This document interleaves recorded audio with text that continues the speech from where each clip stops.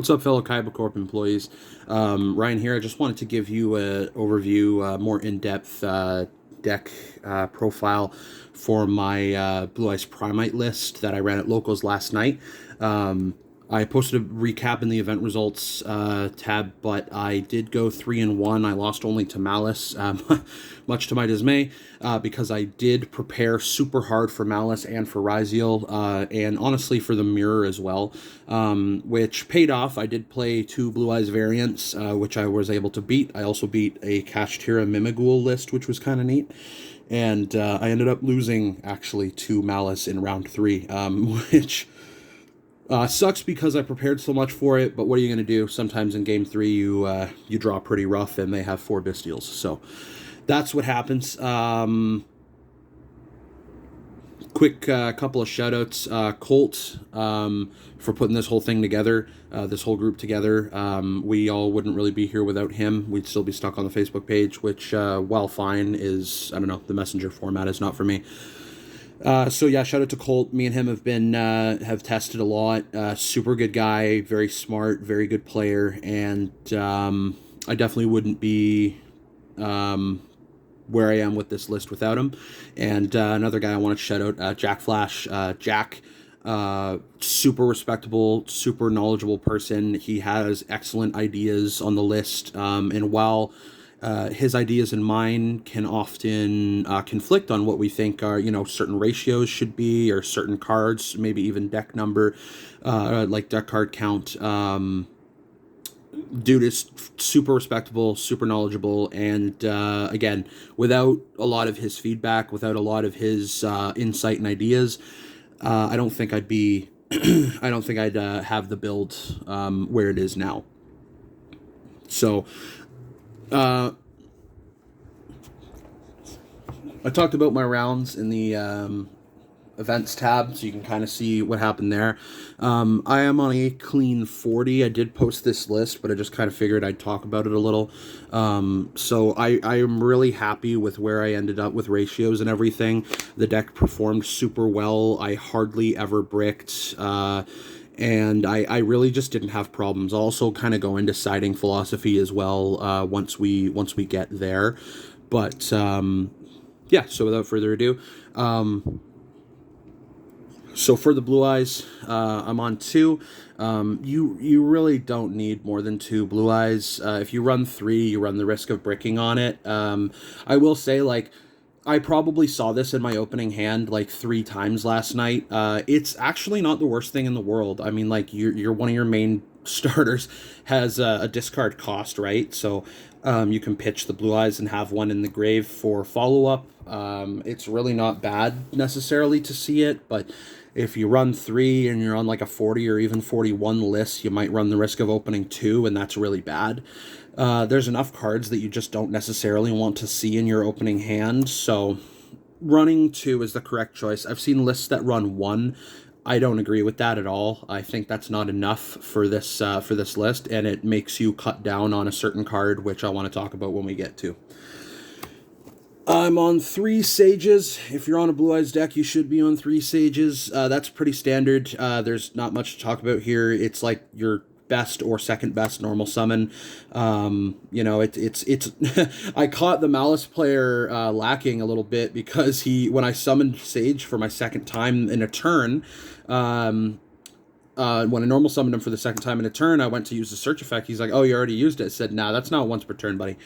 So, yeah, this card's crazy. It fetches you your Maiden if you don't have it, and if you do, it fetches you Effect Veiler. So this thing's insane. The fact that you can fetch Effect Veiler is kind of nuts. Yeah, 3 Maiden. Again, this is pretty standard. You're not going to run any less of these. It's just, it's like the main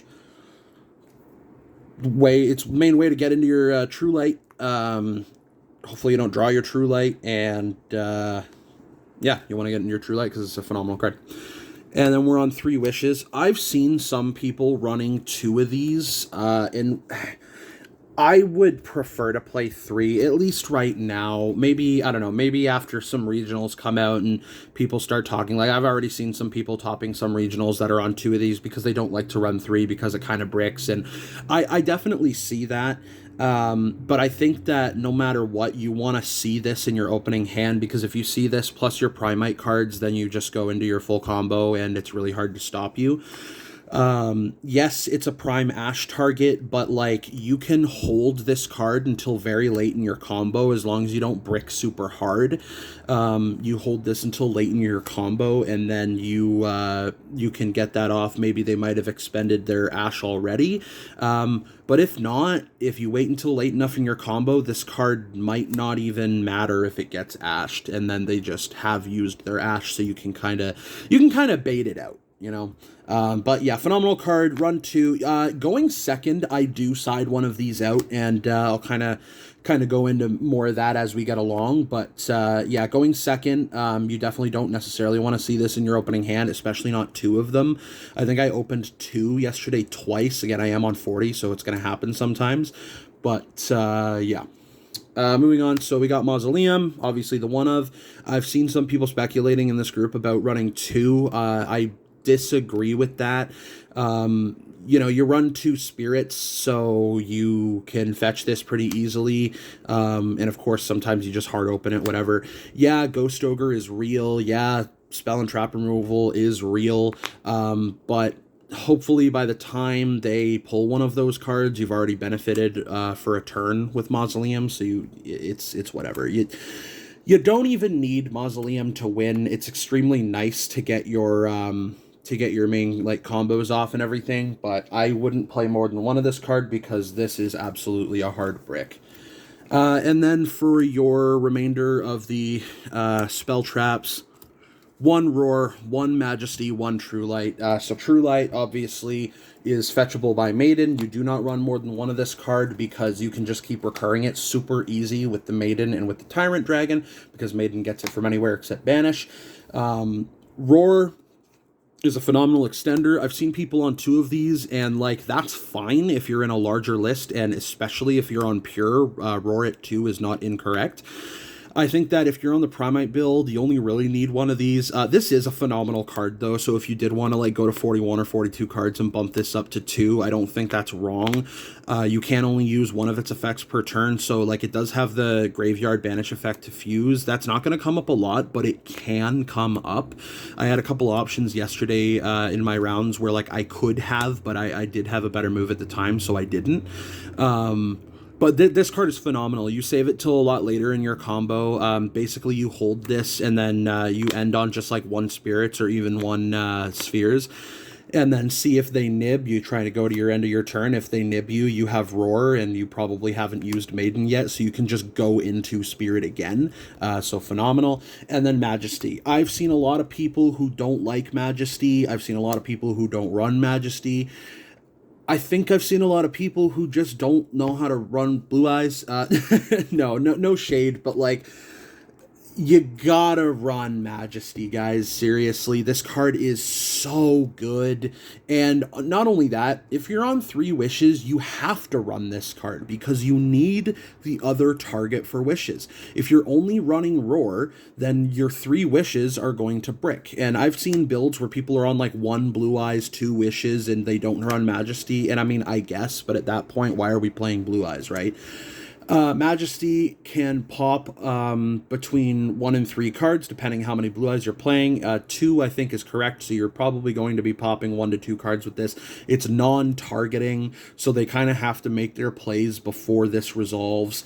On top of that, you set it off of the True Light during like your end phase or whatever. Like this card's insane. It's going to help versus the Blue Eyes Mirror. You can pop their field spell. It's going to help versus Malice. You can pop their field spell. But the biggest thing here, you can pop Duo Drive. This card kills Ryziel because you kill Duo Drive. It's so important to have many options to stop the Duo Drive, and this card is one of them. So that's it for the Blue Eyes package. Pretty simple, pretty standard. I don't think that's surprising anybody. Then I'm on to 3 of the Primite Ether Barrel. Again, this is standard. You run this at 3, obviously. The card's insane. On normal summon, it'll set a Primite card from your deck, and then on the standby phase, on your standby phase, as long as you have a normal in your grave or on the field, it comes back to your hand, so it's Sinister Serpent on steroids. It has a fairly decent attack stat, and it's a level 4 dragon, so you can link it off to go into your spirit, to go into your combo. Yeah, so this card's just fantastic. And then 3 Lordly Load. Again, this is standard. You want to run 3 of these. If you're going second, you can side one of these out as well. Just because the more important card to see is Barrel, because you want to summon Barrel to set this and then get the Drill Beam into your hand, rather than activating this, grabbing the Barrel, summoning Barrel, and then setting the Drill Beam directly. And the reason for that is because going second, the Drill Beam can just be live a lot easier, because if you set it, you're not able to activate it the turn you set it, right? So if it's in your hand, you can activate it. But also, if you're going first, the reason you want to do it that way is if you have wishes in your hand, you discard the Drill Beam, use your wishes, and even if you get ashed, you can reset the Drill Beam, which means you really haven't lost as much card economy as you could have. Instead of going -2 on the ash, you're going -1, which is a lot better, especially considering if you have the Drill Beam down, it's likely going to be live on your next turn if you can get a Blue Eyes onto the field or into the grave or whatnot, so you can revive from True Light. Yeah, so 3 Lordly Load, card's nuts. Again, this helps you play through Nib a lot, because you can just declare Blue Eyes, summon it from your hand, deck, grave, in defense, and then, and play another tuner, maybe your Maiden, and Synchro into your Spirit Dragon. And then I'm on 1 Drill Beam. Played against a Primite Blue Eyes deck yesterday in round 2. Guy was on 2 Drill Beams, but he never saw them. Actually, that's not true. He saw it once. I think he used it one time against me. I don't think 2 is correct, personally. It's not bad. You can, see it utility-wise, I guess. But I don't think it's necessary at all. All of its effects are hard onces, and it resets itself. So I think that, especially in a list where you're trying to stay consistent and clean and trim, one of these is fine. If you're playing over 40, you could maybe argue for a second Drill Beam, but there are even other cards I'd argue to run before you go to a second Drill Beam if you want to play 41 or 42 cards. So that's it for the Primites. And then the last 3, engine, sort of, non-hand trap, if you want to call them that, cards, even though the Bestials are kind of hand traps. I'm on 1 Mag, 1 Druis, and 1 Prosby. Magnamute is an absolute must. If you don't even want to play the Druis, that's fine. But the Magnamute is absolutely required in this build for sure. I think that most Blue Eyes builds should be running this too, because you're going to be running at least 1 Seals. And if you make the Seals, you go into Magnamute off the Seals, and then in this deck, Magnamute fetches you your Barrel during the end phase, so if you haven't reached your Primite core yet. But if you have reached your Primite, the other option to grab is Druis Worm, and then you have another Bestial live that if, during the end phase, you can still summon it, and then you just have some removal if this thing goes to the grave. So Druis Worm is super crazy. This won me the game versus the Cash Mimighoul player, because they summoned Anima.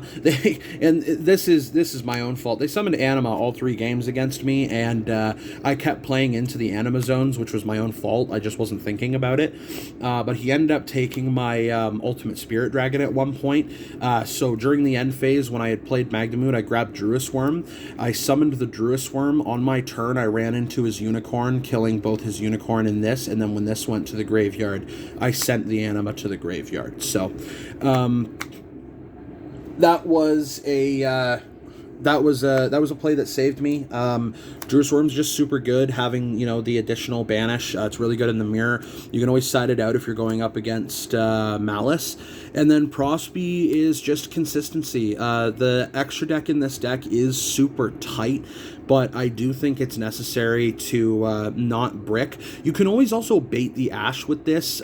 There's always going to be 3 cards you can cut from your extra.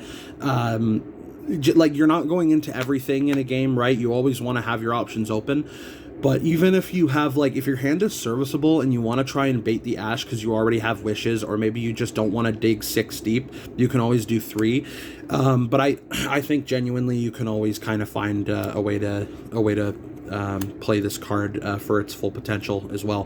The other thing too is you said this out going second, obviously, and then depending on your matchups, like maybe you don't side it back in going first even. You know, you can, but you don't have to either. So now we're just on to the hand traps. So I am on 3 Veiler. So some people I've seen it 2 and some people I've seen it 1. I think 3 is correct. It's fetchable by your wishes, it's fetchable by your sage. I love having it as follow-up, but even if you fetch it and you also start with this card, people have to remember, Effect Veiler was printed way back in Starstrike Blast. There was no hard once per turn back then, I don't think. So this does not have a hard once per turn. Its limit is that you can only use it on your opponent's main phase. So that can box you in enough as it is, but if you have 3 of these in your hand, you can fire all of them. It's like an imperm. This card is fantastic, and if you have a really, really bad hand, worst comes to worst, you can just summon this and go off into your Spirit Dragon and hope you can kind of do a small combo from there. Because it's a level 1 light tuner, you can also use it as your additional normal summon if you really need to. But I think that just having the extra effect veilers in a day and age where, you know, there's so many 1-card like starters, like with Malice or with Ryziel, especially, again, the duo drive that you want to make sure you can negate or destroy, I think that having 3 veilers is absolutely necessary. Then on to Ash Blossom. Again, this isn't a surprise. With, you know, with decks being as good as they are right now, Ash Blossom is just phenomenal. It's been in the game 8 years. I don't really need to talk about it as long or very long at all. Yeah, I think this is a main deck requirement.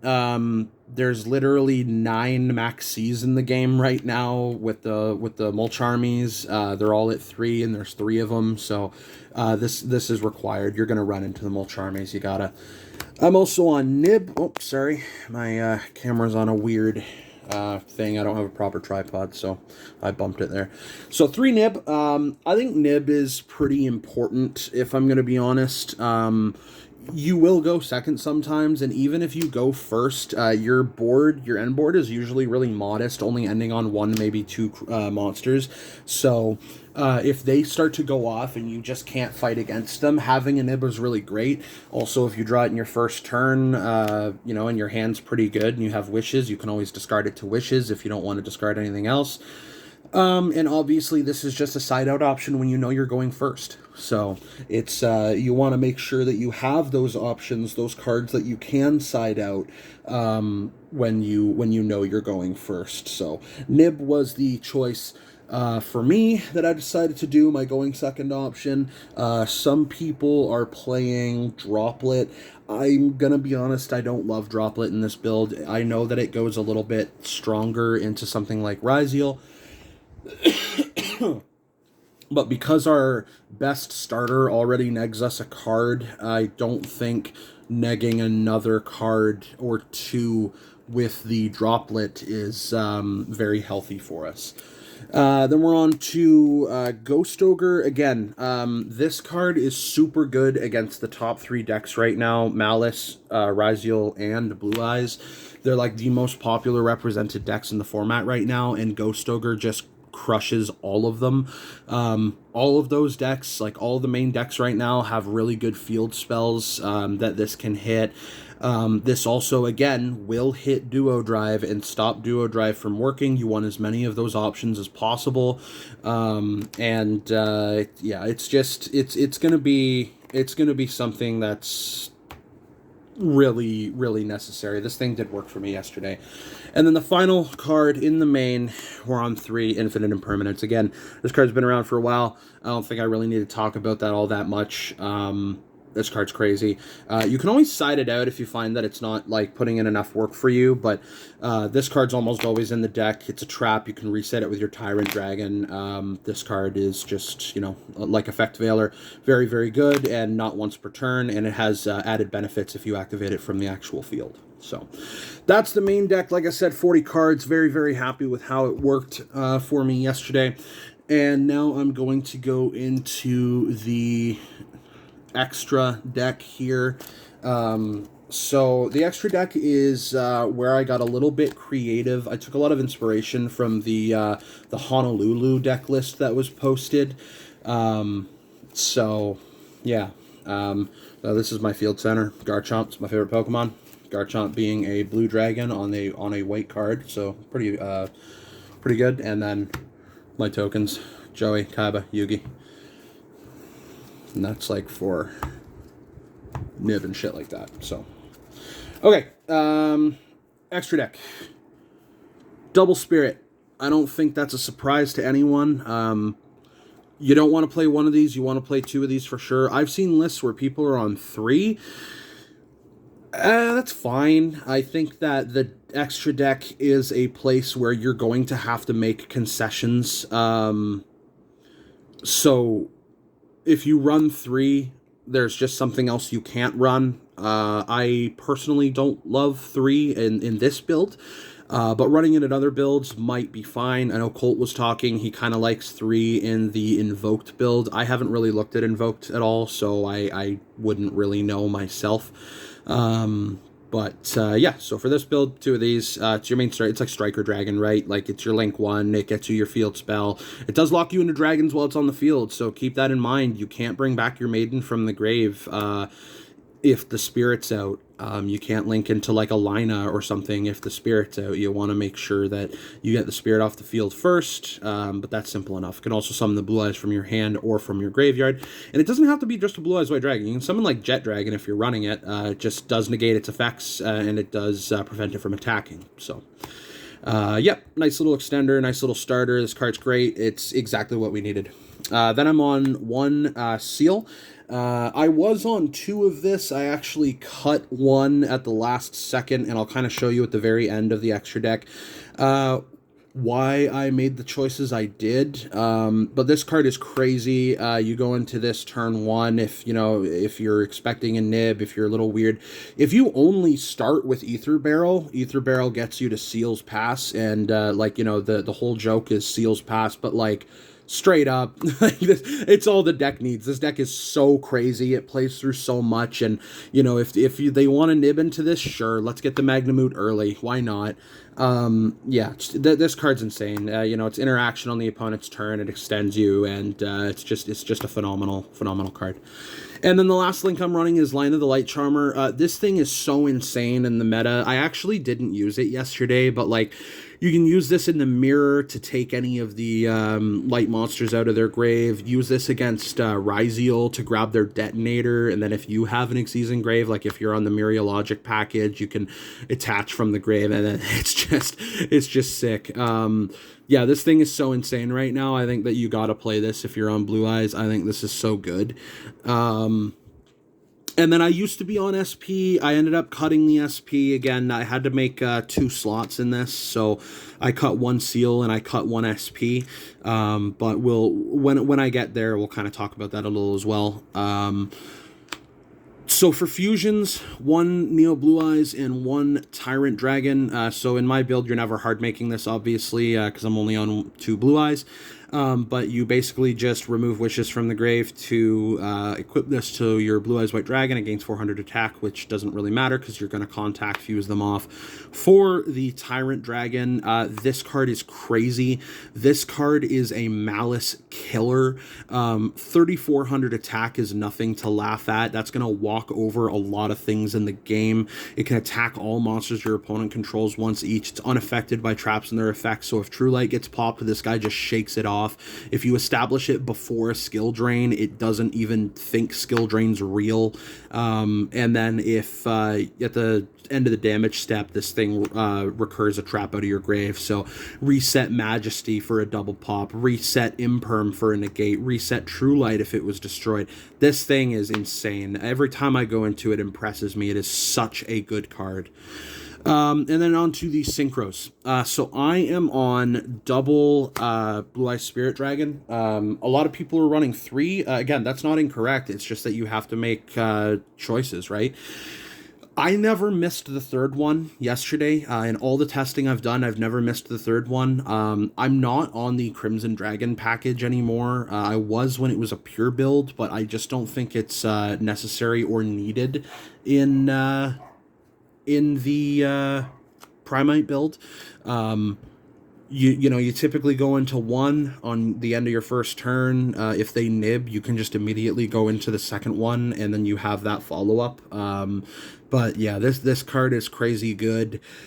I don't think you necessarily need more than 2, but if you do play 3, all the power to you. That's not wrong either. 1 Blue Eyes Ultimate Spirit Dragon. This card is goated. This card is probably my favorite card in the deck. I love this thing. It's an on-field Omni Negate. It's got an insanely huge body that nothing's going to walk over. You cheat it out with your Blue Eyes Spirit Dragon. It stops Bestials in their tracks. I actually prevented the Malice player from banishing anything from my grave yesterday with this thing. It can gain the 1,000 attack when it omni-negates. Typically, that's not going to matter because you have to play it in defense and it's popped at the end of turn.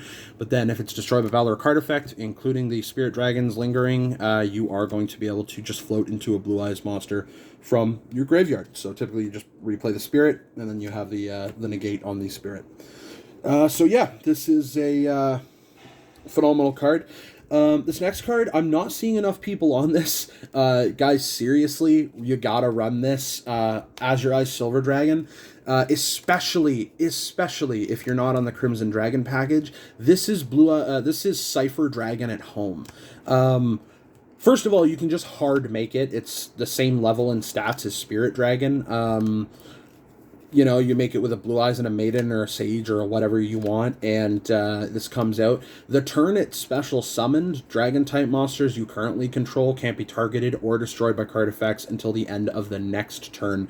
So that's 2 turns of blanket protection. If you decide to get really brave on turn 1 and you play both of your spirits and you aren't punished for it, first of all, you're a god, but second of all, you go into both of these. Not only does this not get destroyed by the lingering spirit at the end because of silver, I mean, neither of them will, but on your normal, or on your standby phase, you can recur a normal monster from your graveyard, so it gets your Blue Eyes out, and then at that point, you're probably just going to walk over your opponent.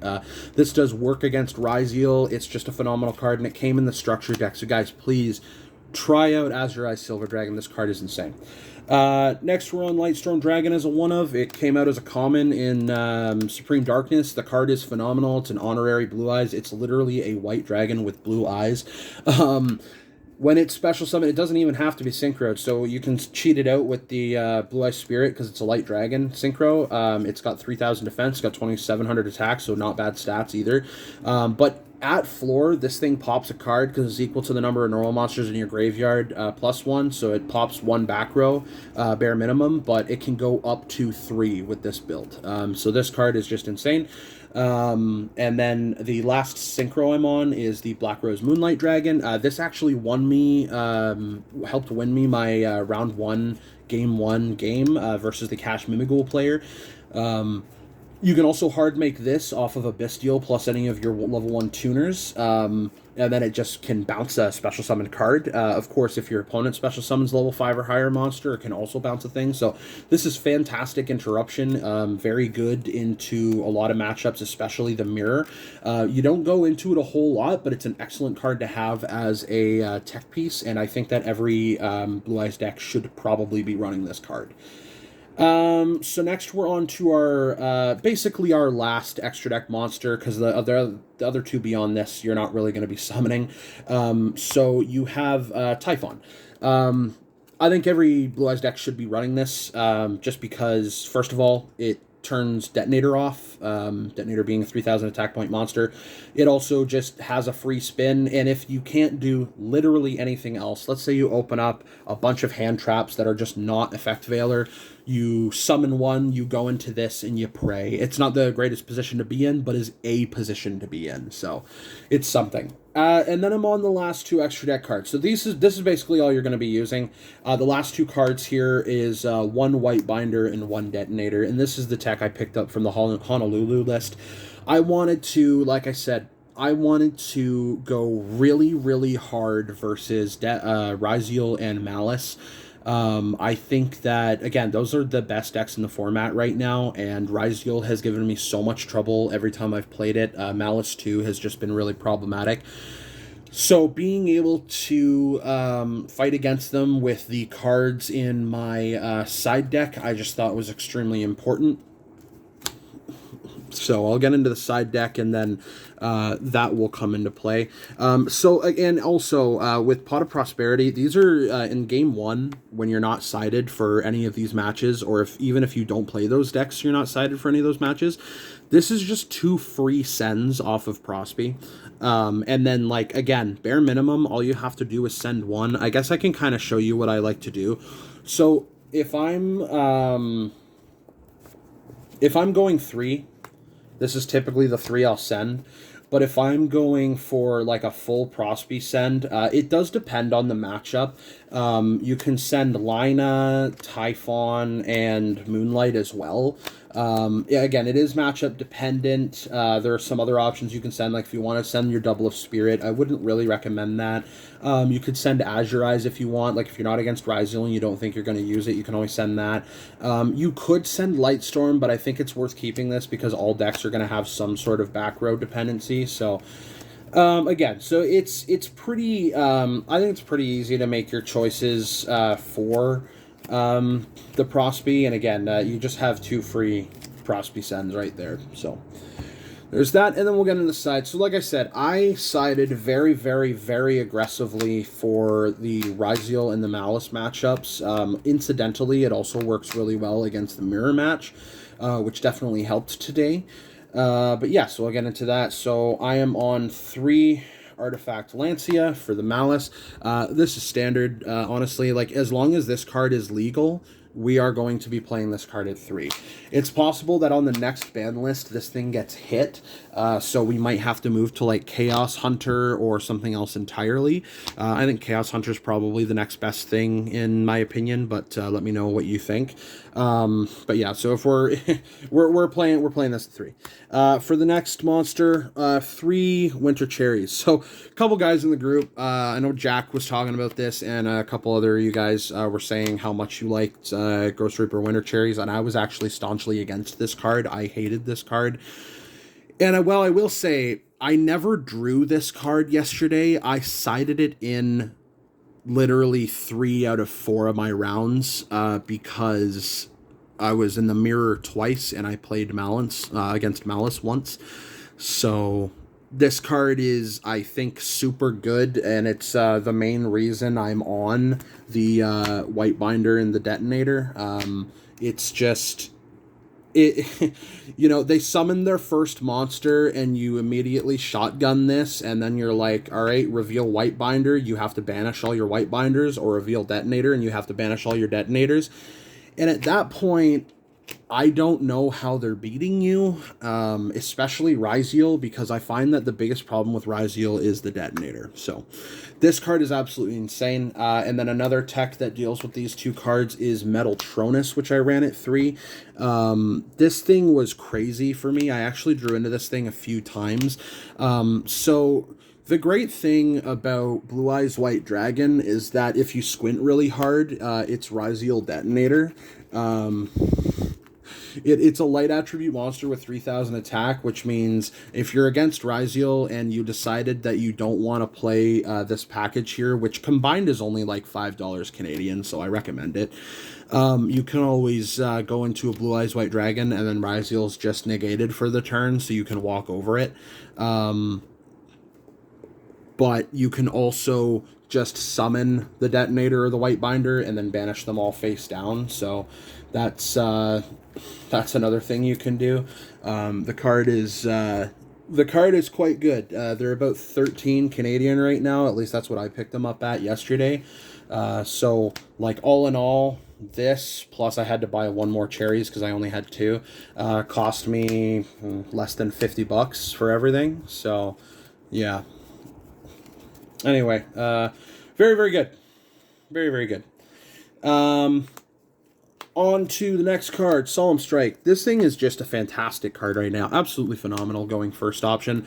You know, if you know you're going first, you can side out of the nib and go into this. It's going to hit every deck because it just would negate a special summon or a monster effect. You pay 1,500 life points, negate, destroy. And the great thing is because it's a counter trap, something like Detonator cannot respond to protect itself. So they're going to have to use counter trap in response to that, basically. So yeah, Solemn Strike is just a phenomenal choice. And then my final going first card here was a 3 of the D-Barrier. This is the final card in the deck. I went into this a couple of times yesterday. I never saw it, but every time I see this card, it is impactful to the point where it's basically a turn skip. The card is insane. I can't believe it hasn't been hit on any list yet, but I guess we'll see what happens moving forward. So yeah, that was my deck profile for Blue Eyes Primites. I know it's been a little long-winded, so I apologize for that, but if you took the time to watch it, thanks so much. If you have any questions, please let me know. I am super active in this Discord, so yeah, please just ask and I will answer. Peace.